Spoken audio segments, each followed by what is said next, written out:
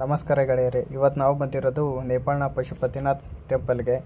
ಇದು ನೇಪಾಳನ ಕಠ್ಮಂಡುವಿನ ಬಾಗ್ಮತಿ ನದಿಯ ದಡದಲ್ಲಿದೆ. ಸ್ಕಂದ ಪುರಾಣದ ಪ್ರಕಾರ ಪಶುಪತಿನಾಥ್ ದೇವಾಲಯ ಅತ್ಯಂತ ಪವಿತ್ರವಾದ ಶಿವಕ್ಷೇತ್ರದಲ್ಲಿ ಒಂದು. ಪಶುಪತಿನಾಥ್ ದೇವಾಲಯ ಕಠ್ಮಂಡುವಿನ ಅತ್ಯಂತ ಹಳೆಯ ಹಿಂದೂ ದೇವಾಲಯವಾಗಿದೆ. ಈ ದೇವಾಲಯವು ವೇದ ಪೂರ್ವ ಕಾಲದ್ದು ಎಂದು ಪರಿಗಣಿಸಲಾಗಿದೆ. ಈ ಪಶುಪತಿನಾಥ್ ಟೆಂಪಲ್ನ ಒಂದು ದಂತಕಥೆ ಇದೆ. ಶಿವ ಮತ್ತು ಪಾರ್ವತಿ ಬಾಗ್ಮತಿ ನದಿಯ ಪೂರ್ವದಂಡೆಯ ಕಾಡಿನಲ್ಲಿ ಕೃಷ್ಣ ಮೃಗ ರೂಪವನ್ನು ಪಡೆಯುತ್ತಾರೆ. ಶಿವನು ತನ್ನ ದೈವ ರೂಪಕ್ಕೆ ಮರಳಿ ತಮ್ಮನ್ನು ಕಾಪಾಡಬೇಕೆಂಬ ಹಂಬಲಿನಲ್ಲಿ ದೇವತೆಗಳು ಶಿವನ ಬೆನ್ನು ಹತ್ತುತ್ತಾರೆ. ಆದರೆ ದೇವತೆಗಳಿಂದ ತಪ್ಪಿಸಿಕೊಳ್ಳುವ ಸಲುವಾಗಿ ಕೃಷ್ಣ ಮೃಗ ರೂಪಿಯಾದ ಶಿವನು ಓಡಿದಾಗ ಒಂದು ಕೋಡು ಮುರಿದು ಬೀಳುತ್ತೆ. ಅದು ಪಶುಪತಿನಾಥ್ ದೇವಾಲಯ ಲಿಂಗವಾಗುತ್ತೆ.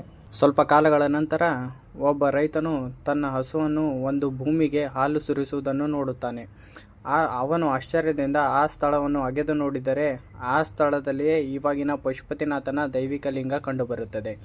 ಅದೇ ಸ್ಥಳದಲ್ಲಿ ಇವಾಗಿನ ಪಶುಪತಿ ದೇವಾಲಯವನ್ನು ನಿರ್ಮಿಸಲಾಗಿದೆ. ಈ ಮುಖ್ಯ ದೇವಾಲಯವು ನೇವಾರಿ ವಾಸ್ತುಶಿಲ್ಪದಲ್ಲಿ ನಿರ್ಮಿಸಲಾಗಿದೆ. 2 ಹಂತದ ಛಾವಣಿಗಳು ತಾಮ್ರದಿಂದ ಮಾಡಲ್ಪಟ್ಟಿದ್ದು ಚಿನ್ನದ ಹೊದಿಕೆಯನ್ನು ಹೊಂದಿದೆ. ಈ ಮಂದಿರವು ಬುಡದಿಂದ ಶಿಖರದವರೆಗೆ 23 ಮೀಟರ್ 7 ಸೆಂಟಿಮೀಟರ್ ಎತ್ತರವಿದೆ. ಇದು 4 ಮುಖ್ಯ ಬಾಗಿಲುಗಳನ್ನು ಹೊಂದಿದೆ. ಇವಾಗ ನಾವು ಹೋಗ್ತಿರೋದು ಪಶ್ಚಿಮ ಭಾಗಕ್ಕೆ. ಈ ಮುಖ್ಯ ವಿಗ್ರಹವು ಕಲ್ಲಿನ ಮುಖಲಿಂಗವಾಗಿದ್ದು ಬೆಳ್ಳಿಯ ಯೋನಿ ತಳಹದಿಯಿಂದ ಬೆಳ್ಳಿ ಸರ್ಪದಿಂದ ಬಂಧಿಸಲಾಗಿದೆ. ಇದು 1 ಮೀಟರ್ ಎತ್ತರವಿದ್ದು 4 ದಿಕ್ಕುಗಳಲ್ಲಿ ಮುಖಗಳನ್ನು ಹೊಂದಿದೆ. ಇದು ಶಿವನ ವಿವಿಧ ಅಂಶಗಳನ್ನು ಪ್ರತಿನಿಧಿಸುತ್ತದೆ. ನಮಗೆ ಇನ್ನೊಂದು ಹೆಮ್ಮೆಯ ವಿಷಯ ಏನೆಂದರೆ ಇಲ್ಲಿನ ಪುರೋಹಿತರು ಕರ್ನಾಟಕದವರು. ಕೇವಲ 4 ಪುರೋಹಿತರು ಮಾತ್ರ ವಿಗ್ರಹವನ್ನು ಮುಟ್ಟಬಹುದು. ಪಶುಪತಿನಾಥನ ದೈನಂದಿನ ಆಚರಣೆಗಳನ್ನು 2 ಗುಂಪುಗಳ ಪುರೋಹಿತರು ನಡೆಸುತ್ತಾರೆ, ಭಟ್ಟ ಮತ್ತು ರಾಜಭಂಡಾರಿ. ಭಟ್ಟರು ದೇವರನ್ನು ಮುಟ್ಟಬಹುದು, ದೇವರ ದೈನಂದಿನ ಆಚರಣೆಯನ್ನು ಮಾಡಬಹುದು.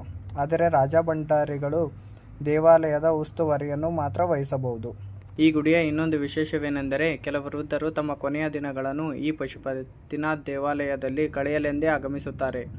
ನಂತರ ಇವರ ಅಂತ್ಯ ಸಂಸ್ಕಾರವನ್ನು ಇಲ್ಲಿನ ಪವಿತ್ರವಾದ ನದಿ ಬಾಗಮತಿ ತಟದಲ್ಲಿ ನೆರವೇರಿಸಲಾಗುತ್ತದೆ. ನಂತರ ಅವರ ಅಸ್ಥಿಗಳನ್ನು ಬಾಗ್ಮತಿ ನದಿಯ ಮೂಲಕ ಪವಿತ್ರ ಗಂಗಾ ನದಿಯನ್ನು ಸೇರುತ್ತದೆ. ಈ ವಿಡಿಯೋ ಇಷ್ಟ ಆದರೆ ಲೈಕ್ ಮಾಡಿ, ಶೇರ್ ಮಾಡಿ, ಕಮೆಂಟ್ ಮಾಡಿ, ಸಬ್ಸ್ಕ್ರೈಬ್ ಮಾಡಿ. ಮುಂದಿನ ವಿಡಿಯೋದಲ್ಲಿ ಸಿಗುತ್ತೇನೆ.